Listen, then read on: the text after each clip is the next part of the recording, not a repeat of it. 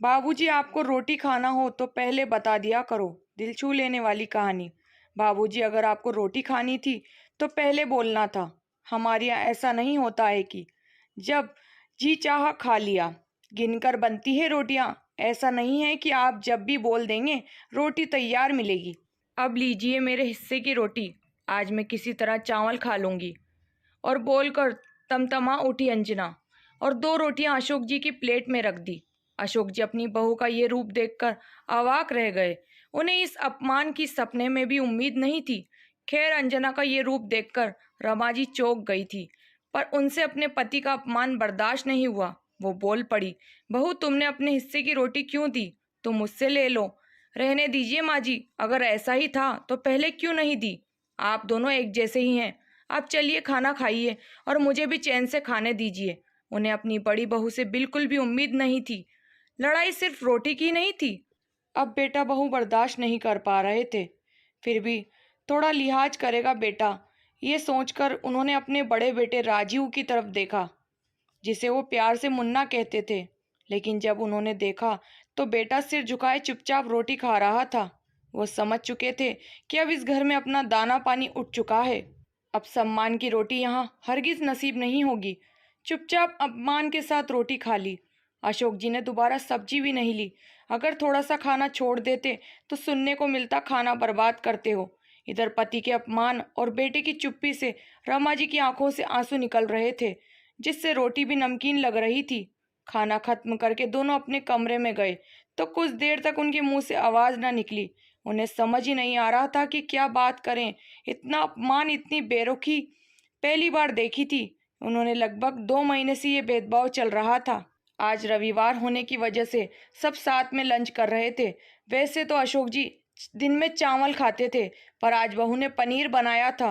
रोटी मांग ली तो यूं लगा जैसे घर में तूफान आ गया। इस बात को दिल से मत लगाओ रमा, बहुत थक गई होगी।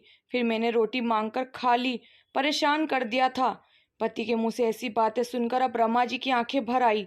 ऐसी हिचकियां लेकर रोई जैसे कोई हादसा हो गया हो। मुंह को साड़ी से दबा लिया ताकि बाहर आवाज ना जा सके। अशोक जी उनके पीठ को सहलाते रहे।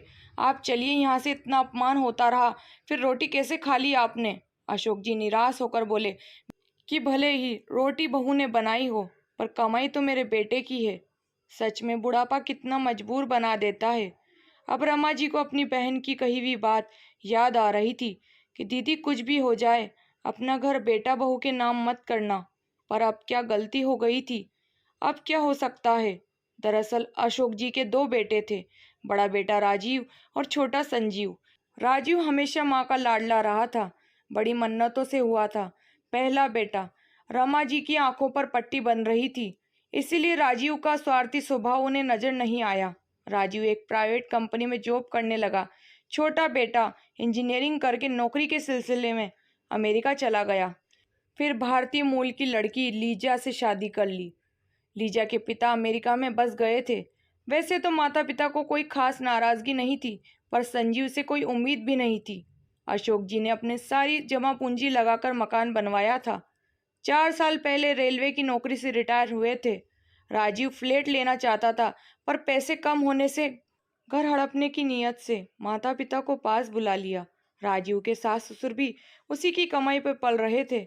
राजीव और अंजना ने यह कहकर कि संजीव ने तो लीजा से शादी कर ली है, विदेशों में शादियां टिकती नहीं है, तलाक हुआ तो घर लीजा को अलग से हिस्सा मिलेगा। इस तरह से मेहनत से बना घर किसी और के हाथ चला जाएगा। अपनी माँ की भावना को उकसाते हुए राजीव बोला, सोचो माँ, जिस घर में आप ठाकुर जी की पूजा करती हो वहाँ विदेशी मांस खाकर अपवित्र कर देंगे। सुनकर रमा जी तिलमिला उठी। अशोक जी को मनाकर घर राजीव के नाम कर दिया। तब तो बेटा बहू बहुत मीठा बोलते थे। जब अशोक जी उनकी बातों में आकर अपना सब कुछ छोड़ दिल्ली रहने चले गए थे, कुछ ही दिनों में अपनी असलियत पर उतर आए। उस घर में अब उनके पास पेंशन के अलावा और कुछ था नहीं। घर तो राजीव नाम लिखवा चुका था। बहू तो ऐसी थी, पति के ऑफिस जाते ही खर्चों का रोना रोती रहती, क्योंकि बहू उन्हें याद दिलाना नहीं भूलती कि उनके आने से खर्चे बढ़ गए हैं। दूध दही का खर्च अशोक जी उठाते थे। एक दिन छोटे बेटे संजीव का फोन आया। तब दोनों पार्क में थे। राजीव ने कहा था, आप दोनों घर में मत पड़े रहा करो, पार्क घुमाया करो, अंजना को सुकून मिल जाएगा। रमा जी ने रोते बिलखते संजीव को सब बता दिया। सुनकर संजीव सन्न रह गया। आने का आश्वासन देकर बोला, लीजा माँ बनने वाली है। सुनकर दोनों बहुत खुश हुए। संजीव जब आया तो माँ पिताजी की दयनीय स्थिति देख सब समझ गया कि भैया ने मकान हड़पने और संजीव का हक मारने के लिए किया है।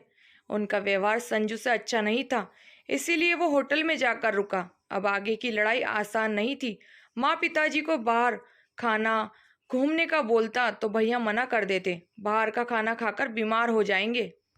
अब संजीव अपने माँ पिताजी का घर खरीदने का उपाय सोचने लगा, तो उसने अपनी जमा पूंजी मकान को दोबारा खरीदने में लगा दी। बचपन से माँ पिताजी राजीव को प्यार करते थे। संजीव इस भेदभाव को झेलकर बड़ा हुआ था। अब कहीं जाकर संजीव को माँ पिताजी का पूरा प्यार मिला। अब की बार संजू दिवाली की छुट्टियों में आया, लीजा और बच्चे को साथ लाया। माँ पिताजी को अपने साथ रखने के लिए गया तो भाभी ने खरी खोटी सुना दी। खैर वो खुश थी, बोली ले जाइए, इन दोनों को कुछ दिन अपने साथ रखेंगे तो पता चलेगा बूढ़ों के साथ रहना कितना मुश्किल है। कुछ दिन बाद आप विदेश चले जाएंगे तो हमारे सिर पर ही पटक कर जाएंगे। अपने माँ पिताजी के बारे में ये बातें सुनकर संजीव का खून खोल उठा। पूरे रास्ते संजीव ने कुछ नहीं कहा। रमा जी से रहा न गया। बेटा तू हमें कहाँ ले जा रहा है? संजीव ने मुस्कुरा कर कहा, हम घर जा रहे हैं। आप दोनों के लिए एक सरप्राइज है। संजीव तू अपनी कॉलोनी में क्यों ले जा रहा है? कोई शादी समारोह है क्या? घर पहुंचकर संजीव ने कहा, पिताजी ये लो चाबी, गेट खोलो, अब इस घर से आपको कोई नहीं निकाल सकता। मैंने ये घर खरीद लिया है। अंदर घुसते ही रमा जी ने पूरे घर को देखकर ऐसे रो रही थी जैसे कोई माँ अपने बच्चे को देखकर। अरे संजीव, तूने तो मेरे ठाकुर जी को बुला लिया और चाय का सामान भी है। वाह क्या बात है। अशोक जी चाय के शौकीन थे, सो बोल पड़े। कुछ देर बाद संजीव लीजा और अपने बच्चे को ले आया। लीजा अपनी मामी के घर ठहरी हुई थी, जो इंडिया में रहती थी। आज घर में जो खाना बना था वो स्वादिष्ट था, क्योंकि उसमें किसी का अपमान जो नहीं छुपा था। आज रोटियां गिनकर नहीं बनी थी। एक बेटे ने माँ पिताजी को स्वाभिमान की जिंदगी दी थी। आज अशोक जी और रमा जी सोच रहे थे, जैसे सारी उंगलियां बराबर नहीं होती, वैसे सारे बच्चों के संस्कार एक जैसे नहीं होते। जो राजीव स्वार्थी और मतलबी बेटा निकला, वहीं संजीव जैसा बेटा भी है। मान सम्मान से बढ़कर और क्या हो सकता है भला। आपका कीमती समय देने के लिए बहुत बहुत धन्यवाद। दोस्तों, कहानी कैसी लगी? कहानी पर आपकी क्या राय है? कमेंट जरूर करें। कहानी पसंद आए तो लाइक शेयर करना बिल्कुल ना भूलें। चैनल पर नए हैं तो सब्सक्राइब करें। मिलते हैं नई कहानी के साथ।